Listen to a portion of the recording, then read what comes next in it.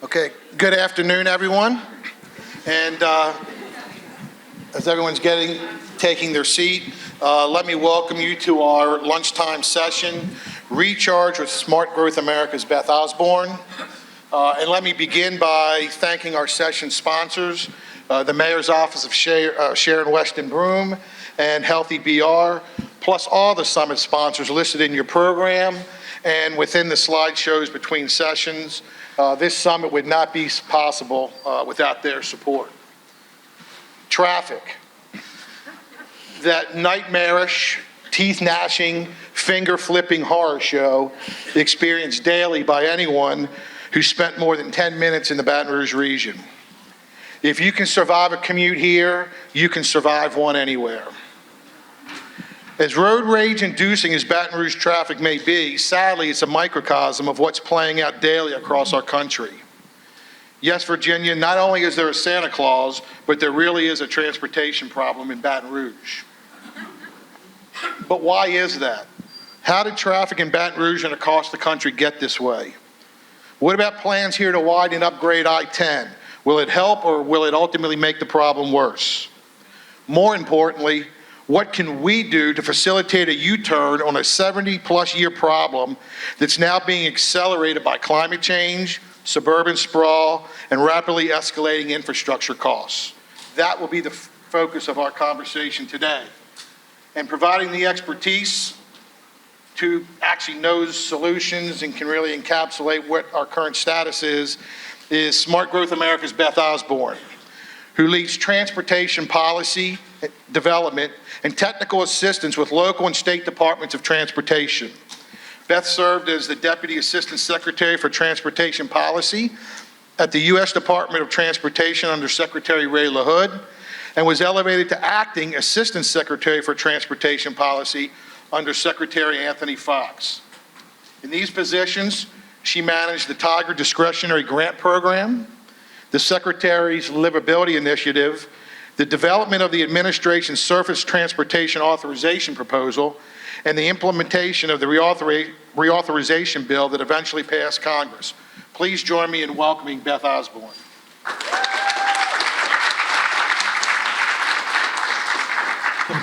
I do just want to point out that they now call the Tiger Discretionary Grant Program the RAISE program. Now, I went to LSU. I will never call it the RAISE program. It is always Tiger. And when Christopher Coase is here tomorrow, you should let him know why Tiger was better. As an aside, nobody does acronyms like the government. But that said, we'll jump right in with this. If we continue with transportation planning the way we've always done it, what will things look like in 10, 20, 30 years? If you do what you have always done, you will get what you've always got.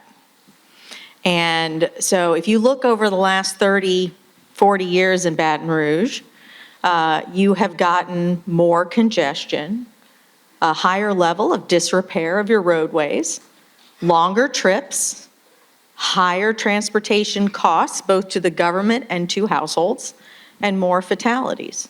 So if you keep doing what you've done, you will get more congestion, more disrepair, longer trips, higher costs, and more fatalities. That's an encouraging thought. You don't have to do what you've always done. You have not spent a lot of time in Baton Rouge, have you? I will say right off the top, every place I go in the country tells me things that they think are unique about them. I hate to break it to you all, but you're not unique. You're not. Every place is car-centric. Every place hates change. Every place struggles with people that don't want to see things change. But that's good news. It means you have a huge cohort of people experiencing the same thing at the same time. We can lean on each other. We can experiment. We can learn from each other. And I think one of the things that, we all deal with the aggravation of a lot of things with traffic, but at the end of the day, one of the real challenges that has the ultimate consequences, the fatalities keep getting worse and worse as a result of what we're doing or not doing in planning. Maybe you could expand on just how challenging that is. Yeah, so my organization writes a report called Dangerous by Design, where we look at the trends in pedestrian fatalities across the country. And Baton Rouge, in our latest report, ranked 11th in the country as being the 11th most dangerous city for pedestrians. Louisiana is the 6th most dangerous state. What's really interesting is 5 years ago, Baton Rouge would have ranked, with the statistics they have now, would have ranked 2nd. It's just everyone seems to be desperately trying to beat the other in terms of being the most dangerous. So our top 9 cities this time in Dangerous by Design were more dangerous than the #1 most dangerous city in the country 5 years ago. We are really, really going the wrong way. And a lot of times we hear from people, well, you know, COVID really impacted people and led to more dangerous behavior, and there's distracted driving and there's drunk driving, and all these things are true. But none of these things differentiate us from any other country in the world, because it bears stating, it was a worldwide pandemic. Everyone faced COVID and the problems associated with it. Most countries have alcohol. Some countries famously, Italy, France, lots of alcohol. Every country has smartphones.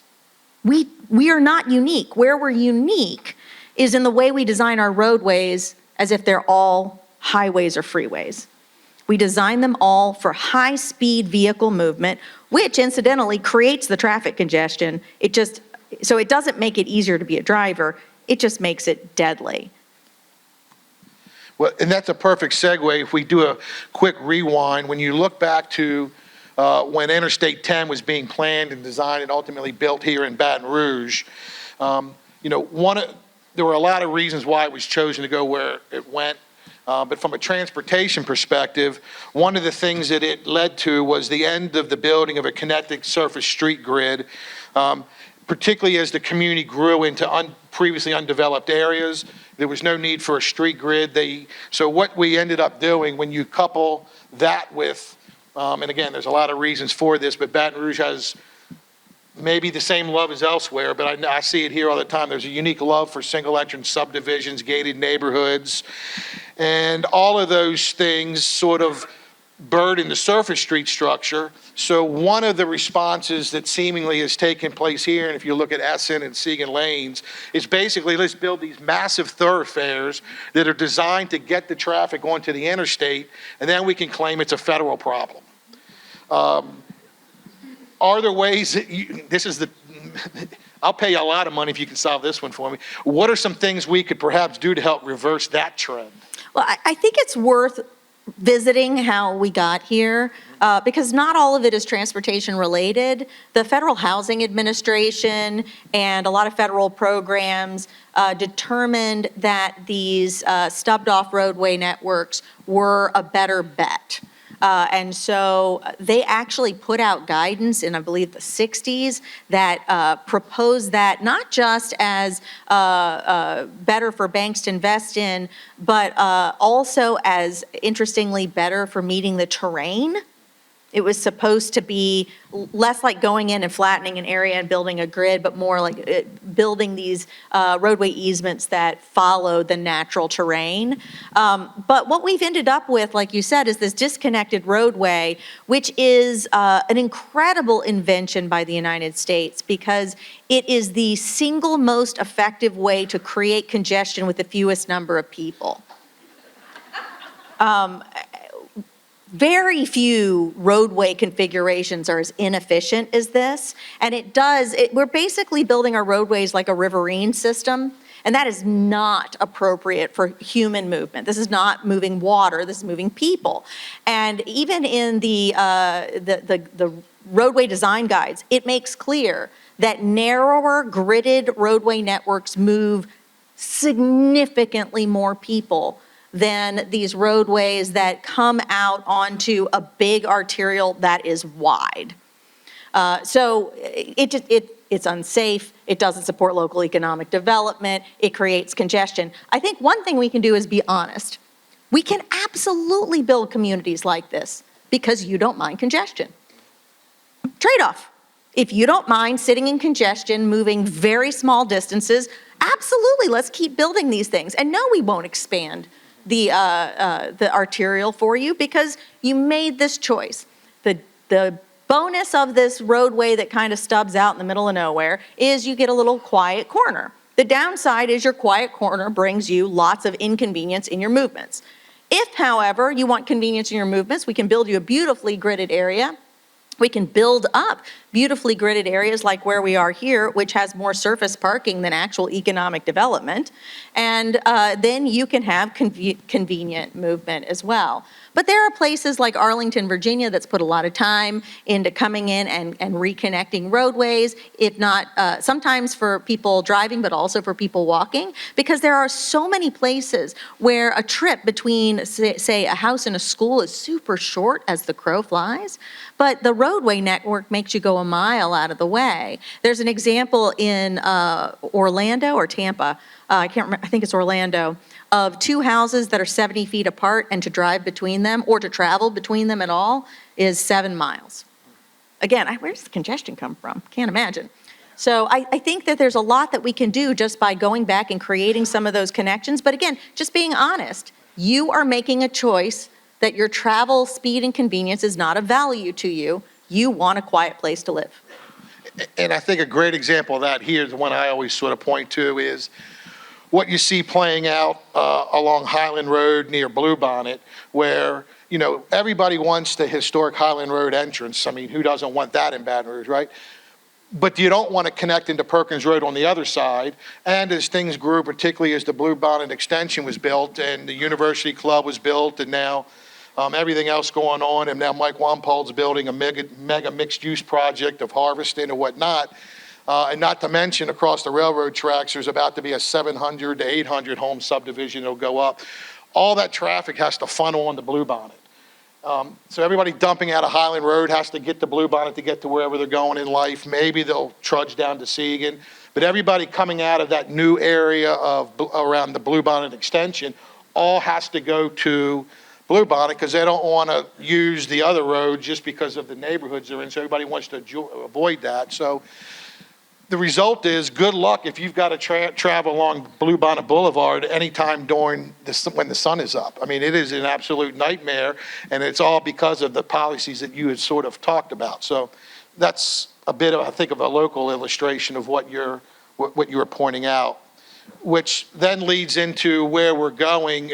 That's not even the most egregious example, but as sprawling has become, I mean, look, Baton Rouge did not invent sprawl, you know, and basically by Houston standards, our sprawl is under control. But at the end of the day, the combination of the high property tax exemption in Louisiana and the low development density, like we don't require a whole lot of density to build here, that often creates a situation where the development doesn't generate the taxes necessary to support itself, whether it be new road construction that has to happen, the maintenance of those roads, the maintenance of the roads that have existed that are now dealing with increased traffic, not to mention the cost of all the services, clearing drainage canals, police, fire service, water, sewer, yeah, the list goes on. So really, I guess that's a long-winded setup to saying there appears to be an inordinate amount of fiscal implications to sprawl. Yeah, absolutely. So if I told you last night I went out to dinner and spent $2,000, you have to ask, was that an expensive meal or not? And the question is, to determine if it was expensive, how many people were at that dinner? If it was 200, that was a pretty cheap meal. If it was 2, it was a very expensive meal. Baton Rouge is the 2 people. So let me give you some statistics. The Baton Rouge MSA is actually very sizable for its population. I mean, in terms of terrain in square miles. And it's unusual to have such a big MSA and only one major city. Very strange. It It's 870,000 people over about 4,200 square miles.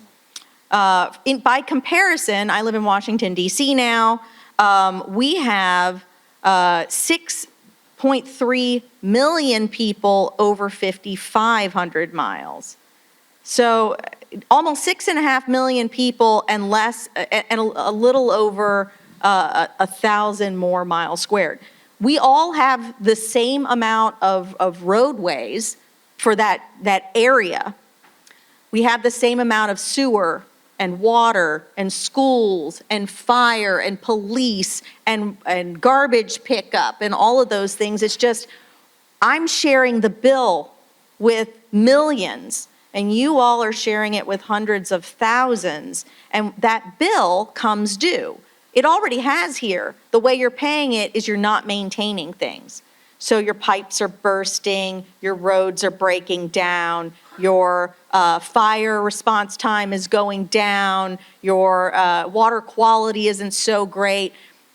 You've just chosen to take the bill on a very few number of people, and that is an extraordinarily expensive way to go. And the fact that this area is considered to be affordable just shows you how short-term the thinking is. And I wonder, following up on that is, look, at the end of the day, the reason why this area has sprawled the way it is for a lot of different reasons. I mean, some of it deals with we're still trying to figure out race relations down here. We're big believers in economic segregation as well. We don't like to have a lot of uses blended together all that particularly often. And we're anti-tax as a general population.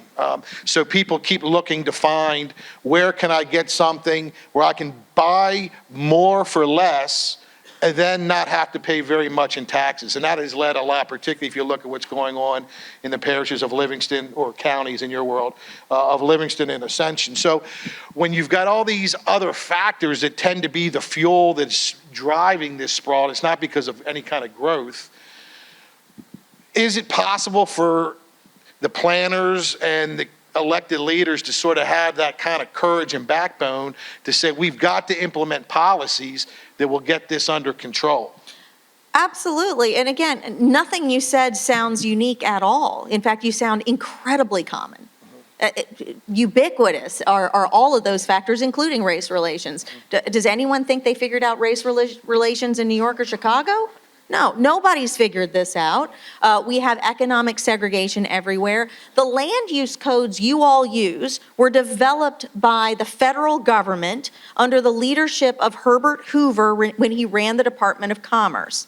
They kicked off a process to figure out how to regulate land use in 1921 because of overcrowding of cities, water quality problems, lack of water treatment, and manufacturing moving very close to where people lived and creating health problems. And they brought experts together and they came up with a model land use code that was then pushed out by states with very heavy hands and adopted by all of the jurisdictions across the country. And now, 100 years later, when we might need to deal with some slightly different problems than in the 1920s, the states and the feds basically say, not it. That 82,000 local jurisdictions have to figure this out on their own. That's not fair. The state really should engage, and frankly, it would be good to see the state measure the impact of land use on transportation investments, because then they wouldn't make a lot of them. They would recognize, they would say to the local community, I'm not going to spend my taxpayer dollars on something that's going to be fruitless because of the other decisions you're going to make. So make your decisions as you see fit, but I'm not going to waste money that will not accomplish anything because of those land use rules. And the other, it's just generally about being more honest. Again, we need to talk to people about what they get. So yes, you don't want to pay much in taxes, but what ends up happening, and we see this across the country, my friend Chuck Marone from Strong Towns does a great job of describing this, where we built the first ring suburbs. The federal and state government spent a lot of capital money to help us build it and then said, you're in charge of operating it. But the locality didn't have the money to do that. We knew that when they built it out. So as soon as the bill comes due to upgrade everything, people with money picked up and moved to the next area. And people without money got stuck there as the entire area deteriorated. And that next area did the exact same thing, but with each ring, we're seeing a shorter lifespan. The bill always comes due, and while the wealthy can take the loss and get out of there, most people can't. So we just have to be honest that, in 10 years, something in your neighborhood's going to need to be repaired, and you're going to pay the bill with your neighborhood association, or it's not going to be done. And I think once we start arming people with the actual trade-offs, they will participate with us in coming up with solutions. So what are some of the solutions you might suggest that, and again, as you've noted, Baton Rouge is not necessarily unique, but what are some solutions that communities like Baton Rouge can start to look at to say, look, we really need to at least start implementing these? So there's a whole bunch of things, and I've mentioned one of them several times, which is just what we measure, measuring the right thing. Right now, we don't measure anything close to what matters to us when it comes to transportation. The single measure we use when designing any transportation system is how fast will vehicles move. That's it. It's the only thing we measure. Now, we will measure things like, the engineers are good at measuring things like roadway or pavement or bridge conditions, things like that. But generally the performance is at what speed will vehicles move? Notice what's missing from that. Will the humans in the vehicle actually arrive at their destination ever? We do not measure that. We do not care. The fact of the matter is, we are currently measuring in a way that if you travel in circles at or above the speed limit, that is success. If, however, you travel for a short period of time and stop and go congestion, that is a catastrophe. And we need to knock down buildings and expand that road, likely moving your destination much further away, in order to speed up the traffic and get you to where you're going faster. Or think about the roadway where there's no left turn signs all the way down the roadway. That is viewed as a great success because it keeps the traffic on the corridor moving very quickly. But you may now need to travel way out of your way to get to your destination, and your trip may take longer. Not according to our measures. According to our measures, your trip was shorter because you drove faster. If we can get out of our own way on what we measure, we could produce much better projects. So right now, instead of using that 1950s measure, which was the best we had at the time, to build the highways, by the way, where we weren't moving anything but vehicles. If you pull out your phone and you go to Google Maps and you plug in restaurants, it will immediately populate every restaurant in the area. And you can figure out every way you can get there. You can figure out how to get there by walking, biking, transit, if it's possible, and driving. Incredible amounts of information goes into that. That information, which isn't that old, based on GIS, which is over 20 years old, and this technology, which goes back to the beginning of smartphones, which is over 10 years old, doesn't exist at DOTs. They don't use that. They consider that too newfangled, and they don't know how to utilize that in their own planning. But there are some states, including the state of Virginia, that looks at how many jobs and how many services you can get to by all modes of travel from your home. And they crunch that together in the cloud, and they can rate projects based on how well it does that. If we do that, it would transform everything. It would also point out where a transportation project won't fix things, but a land use fix would. A land use fix that could make money, not cost money, because the developer comes in and does the work and makes money off of it and produces some economic activity. That's the biggest thing. The second thing I'd say is we could actually bother to check our models, which are always wrong. And we would notice that it's missing things like a concept called induced demand. So let's just talk about I-10 for a second. If you look up the shift calculator that was created by RMI, my organization and a couple others, based on some great research done by the University of California, Berkeley, it shows that when you add capacity to a roadway, you just invite more congestion. It happens all the time. There's incredible loads of research on this, and it was first identified in the 1920s in Kansas City. So this is not even old. And we recognize this phenomenon in every other part of the economy except for transportation, where we continue to deny it. So I have a fun little video to share with you all to explain this in a charming, apparently Australian way.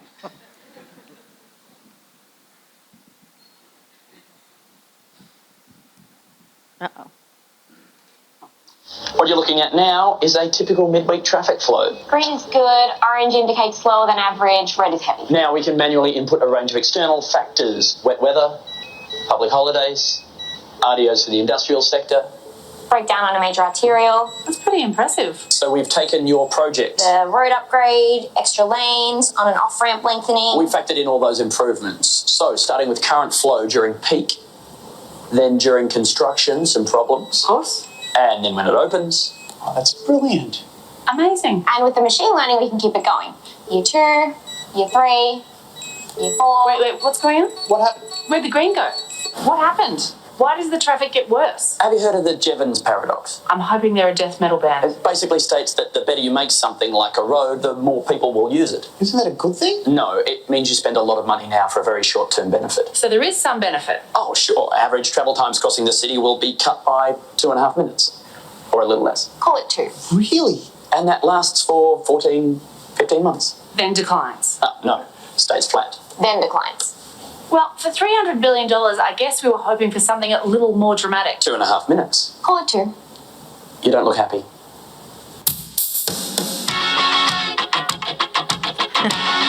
So that's a show called Utopia that was about a planning agency in Australia. I just love that they did a situation comedy about a planning agency. But when I looked at the I-10 expansion through an induced demand calculator, you can expect 51 to 76 million more vehicle miles traveled per year. That's what you're going to get for that investment. You're going to go through that red line during construction. You're going to see some green for a little while. It's going to quickly be filled up, and it's going to be worse, which will come with a lot more CO2. There will be a bigger division from the communities on either side, making it harder to get across, and you will sit in more congestion. Well, I will say, if this country can do a comedy on a paper company, certainly Australia can do one on a planning department. So, That's fair. but so when you look at, to jump, since we're talking about I-10, I mean, at some point in the next few years, we're going to embark on basically 20 to 25 years at a minimum of just closed lanes, as the construction process, and there's all this. So at the end of the day, is it even possible to stand up and say, why are we doing this? Isn't there a better solution that we could implement? Yes. Because look, the politics is such that, raise your hand if you don't want a wider highway. I mean, everybody just sort of says, yeah, we want that. I don't think anybody ever considers the concept of, the most efficient road is like a 3-lane road. Mm-hmm. They just say, well, don't give me a 3-lane road, give me a 12-lane highway, mm-hmm. and I'll really get there. So if that's sort of the underlying current of the population, how do you sort of start to change that? Yeah, that's the key question. And it seems impossible, but it can be done. And some of it is just by questioning what you want your future to be. So if you do what Houston did, you can be like Houston. They have, 26 lanes on the Katy freeway?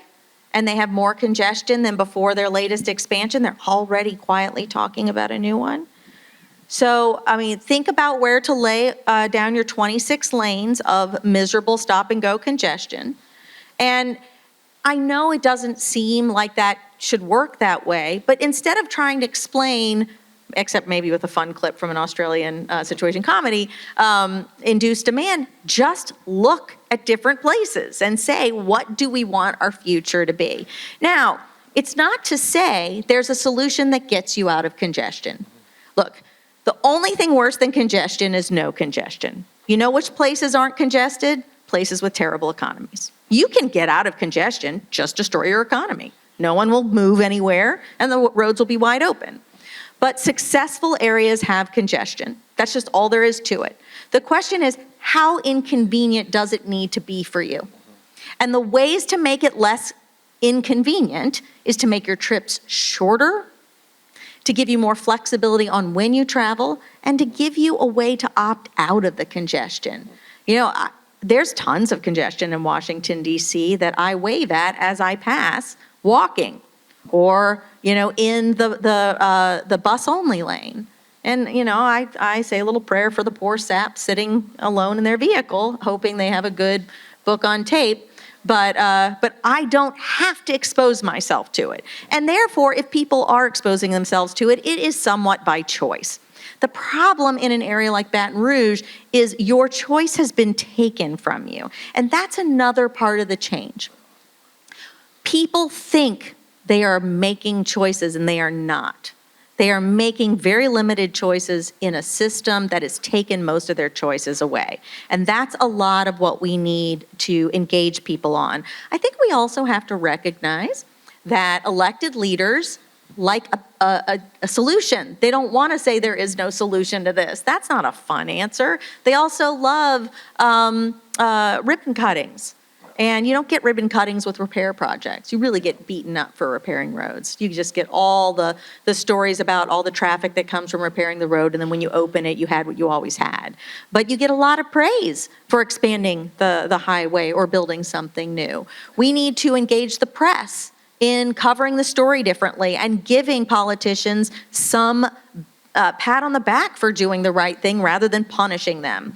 I also think we need to recognize that change is a hard thing for people for a lot of reasons. We are not designed to be excited for change.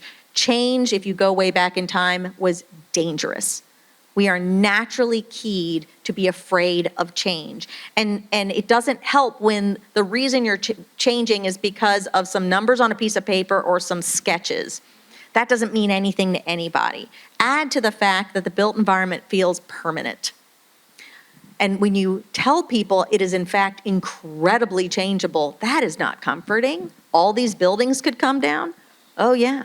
In fact, this area we're standing in could be unrecognizable in a few years.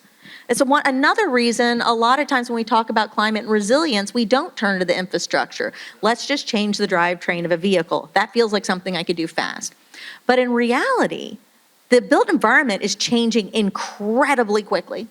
It's changing so fast, I don't know if we can catch up to it. The only question is whether or not we want to be a part of that change and molding it to the outcomes we care about. And so that's how we have to think about engaging people, is sharing with them how quickly things are moving and what the impacts will be, and then engaging them and making them a part of molding that to the outcomes we want. Just two quick things. One, is there examples of where communities have sort of had a change of heart as they have viewed property rights? Like, this is a huge again, I'm not saying Baton Rouge is like everywhere else, huge on property rights. You can't tell me what I can and can't do with my property. I want to do. But the notion of this greater good use of this holistic land use plan to have a better community, are there examples of where areas have sort of made the move to embrace sort of a more holistic view on what they're going to do, or we just sort of fight the battle one development proposal at a time? No, I don't think that that's necessarily what we need to do, but we should show people where they personally benefit. And so there's two answers I have to that. One is, again, right now we're lying to people. You can have your home at the end of a cul-de-sac, far away from everything you need, but you can travel. You can count on traveling cheaply and conveniently. That is a lie. We are lying to people. That is not possible. You can have your lovely single-family home with a big lawn at the edge of a cul-de-sac far away from everything you need in exchange for unbelievably inconvenient travel. That is the trade-off. I made a different trade-off. I moved into the middle of the city, and I had to trade off space in my home, the size of my yard, and some of the inconveniences of being in the middle of the city. But my travel is unbelievably convenient. I have a million options for getting everywhere. Everything I need is steps from my front door. Snowstorms might shut down the region, does not shut down my neighborhood, actually turns the neighborhood into a really celebratory atmosphere where people are all out hanging out. That's what I traded away for space. If we explain that stuff to people and we're honest, we can again engage them. But the other thing is, we make decisions and give the veto to the people who are going to feel the most pain at the time of the building. Well, of course that doesn't work. There's this great book called Neighborhood Defenders that talks about engaging the public more broadly if we want more of a community response. So instead of saying we're going to put a development here and the neighbors all around it are the only ones that get to make a decision about that development, you engage the whole region to have a discussion about it. And yes, we look for ways to make the construction less inconvenient for the folks who live there. But the notion that that neighborhood is going to stay the same is untrue. That neighborhood is going to change and develop, or it is going to be abandoned. Those are the only two options. What we're seeing across the country is as people retire, those homes are in oversupply. And homes for smaller households, which are the majority and becoming a larger majority of our society, are in undersupply.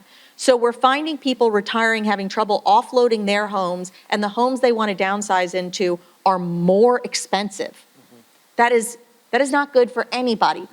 If we can share this stuff with people, they can see how they personally could benefit in terms of those changes. And it's being more honest, it's giving them more information. And will you win everybody over? No, that's not the goal. The goal is to win, enough people over for people to try things. I'll also say we should experiment. Go do things temporarily. Play around.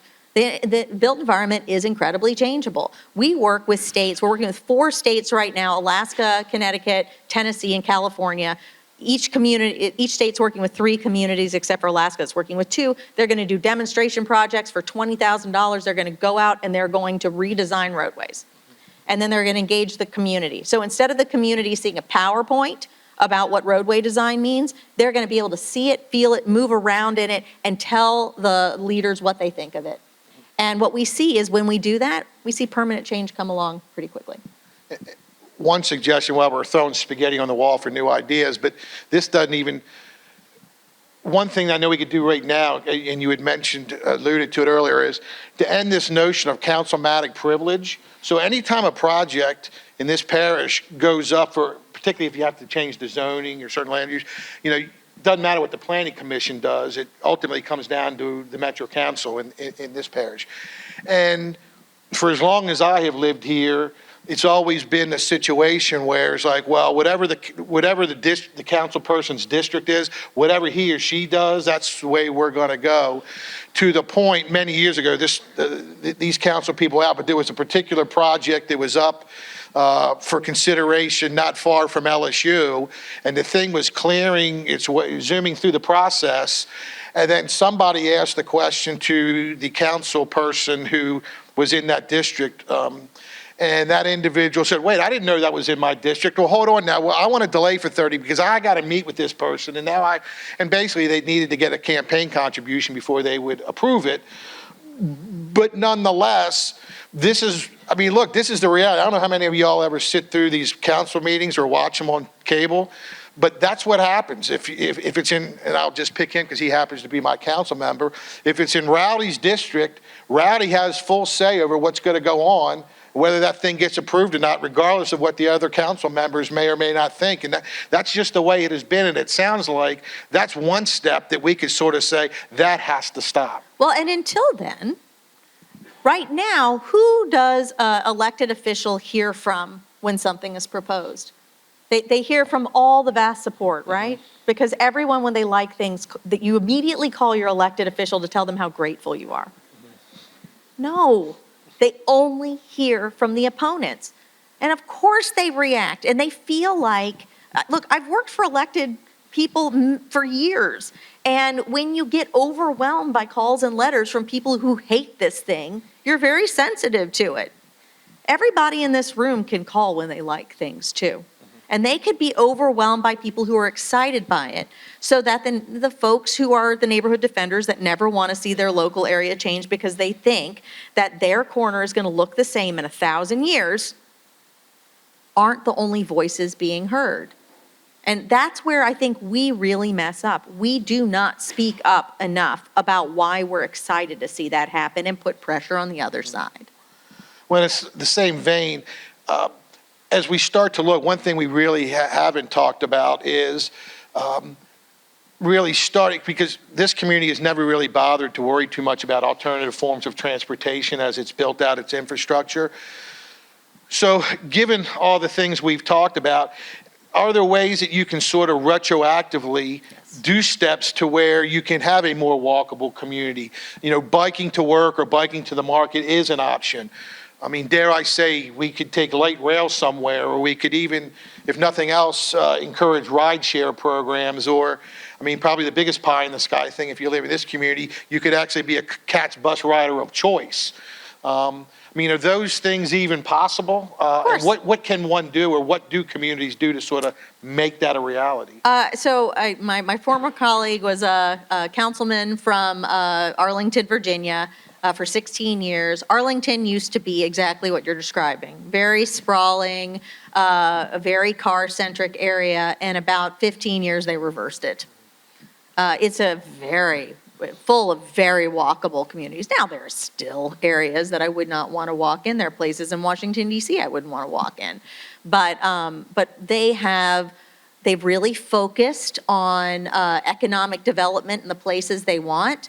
I went and did some technical assistance on transit-oriented development in Omaha when they were looking at a bus rapid transit system along the spine of their major corridor.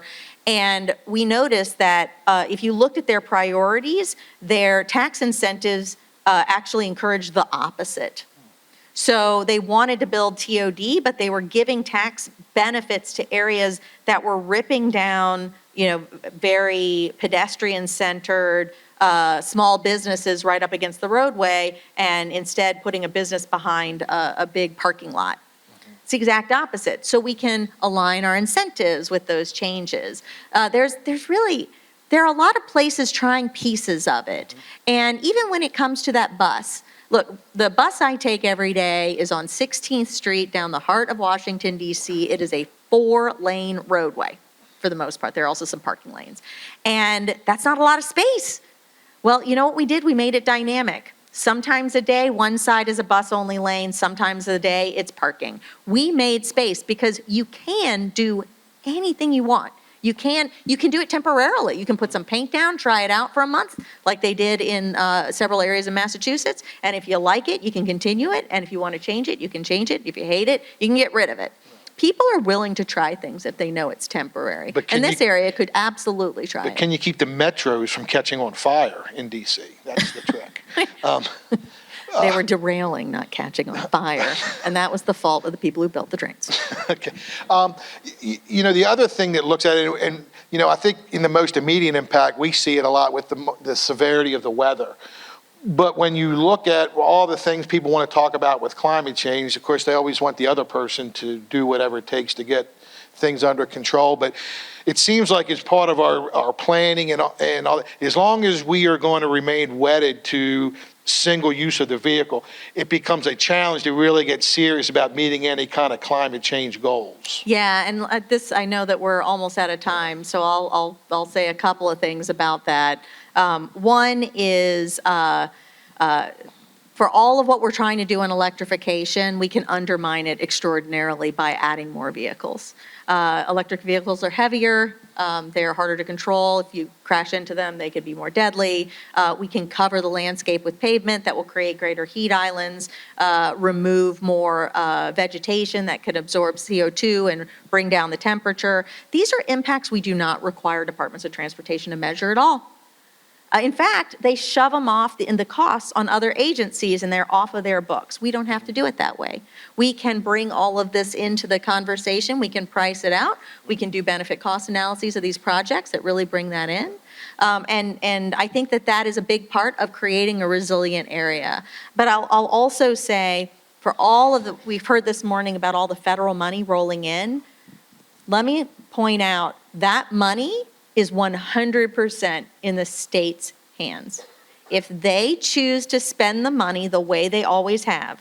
So if you go look at the State Transportation Improvement Program, and all they did was add the projects they've been planning to do for the last 20 years that were not funded yet onto that STIP, then they are not serious about climate. Full stop. Those are completely opposite actions. However, if you start seeing them, this is the moment. There's more money for rail than ever hit in the history of the country. You'll know this state is serious when they put money forward for a rail project. That money is there. This area has done a ton of planning. They could go claim it before other states have the chance to plan. If they do, serious about climate. If they don't, not serious about climate. We can go and really fund, we could flex some highway money over to the transit, to CATS, and fund greater frequencies. 6-minute headways, that's what you want. Buses that come every 6 minutes, that's a good bus line. That stuff can be done just by buying a bunch of buses. There's a lot of things we can do quickly and in collaboration with the public, and it's all, frankly, in the hands of the state of Louisiana and the governor. Thank you. And as I'll say, and I know we wrap it up, but those who many moons ago went on a canvas trip to Portland, Oregon, we learned firsthand. I mean, at one point, they had millions upon millions in federal money that was designed for highway expansion. And that community chose to say, instead of spending it on highways, can we invest it in?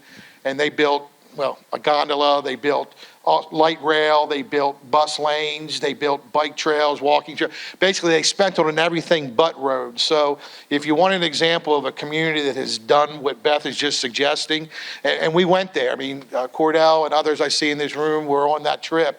I mean, we saw 10, 15 years ago that it can be done. So, Well, and go visit place closer to home like Greenville, South Carolina, that took a highway down. well, we just went there too. Yeah, extraordinary downtown with unbelievable amounts of development. Or Indianapolis, that took lane miles off of their local grid system and gave it to bike ped. Incredible economic development followed, and no congestion impacts. Well, thank you, Beth. I really appreciate you, your time, and the amazing insights. Beth, thank you. Thank you. And before everyone scrambles out of here, let me again thank the sponsors of this conversation, the Mayor's Office of Sharon Weston Broome and Healthy BR, plus all the other amazing sponsors of this summit. The next session will be Catalyzing Mode Shift, Getting Smarter About Land Use and Transportation Infrastructure with Beth Osborne. And I hope you will attend that. So other than that, thank you and have a great day.